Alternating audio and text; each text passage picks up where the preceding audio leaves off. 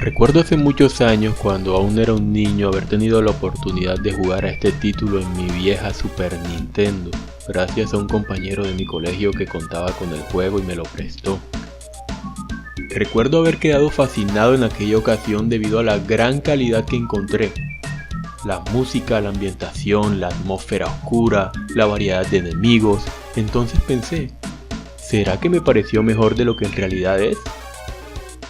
Y luego de jugarlo de nuevo para realizar esta reseña, solo confirmé aquella impresión que me había dejado. Nosferatu nos cuenta la historia de Kyle, un joven bastante bueno para los puños que se adentra en los dominios del temible Nosferatu para rescatar a su novia Erin, la cual fue secuestrada por él.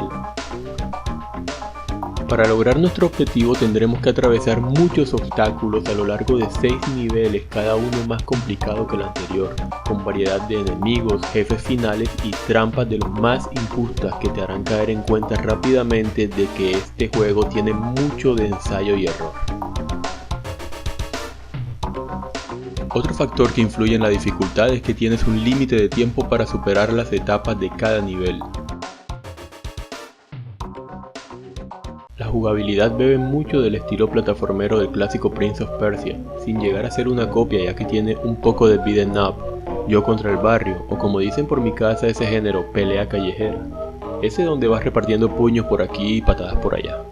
Recuerdo que eso me llamó mucho la atención, esta mezcla de estilos y lo bien lograda que se sintió, aunque debo aclarar que la movilidad puede llegar a sentirse un poco confusa en un principio.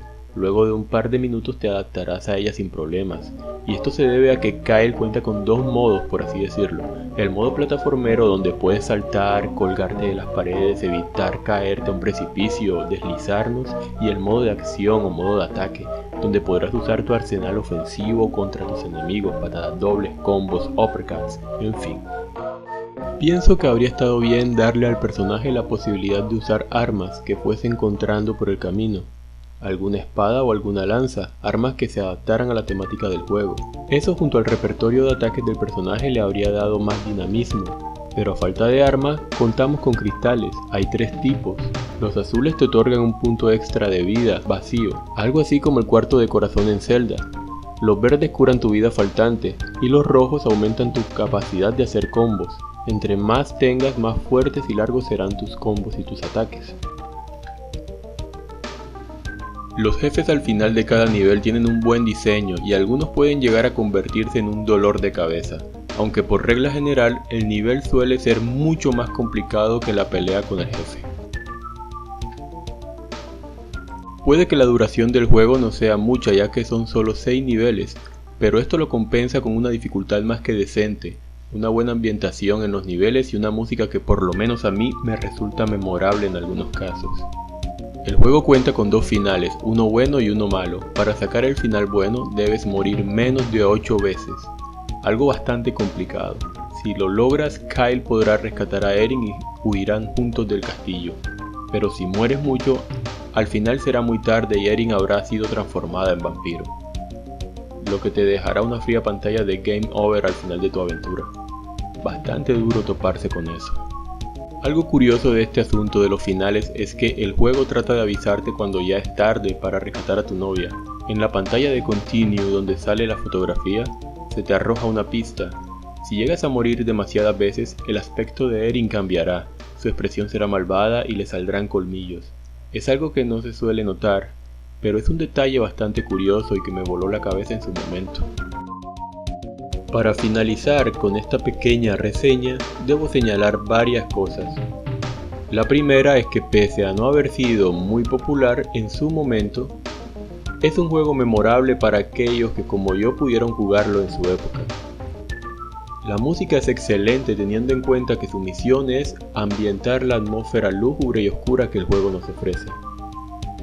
La animación del protagonista me parece muy fluida si la comparamos con los personajes de plataformas genéricos de la época. Los gráficos en general son muy buenos si tenemos en cuenta que hablamos de una consola de los años 90. Y lo que más me sorprende son las cinemáticas, hechas con un detalle que parece que estuvieses viendo una película, y que aún a más de 20 años de su lanzamiento siguen viéndose bastante decentes. Nosferatu nos trae una propuesta que sale un poco de la norma, ya que aunque existen plataformeros con temática de monstruos como Castlevania, es raro ver que estos mismos elementos se fusionen con elementos de juego de pelea, o por lo menos en el catálogo de la consola no se ve mucho. En términos generales les puedo decir que Nosferatu es una de esas joyitas ocultas para muchos, conocida solo por los más fanáticos del sistema y que merece la pena ser recordada, o conocida si aún no habías tenido la oportunidad.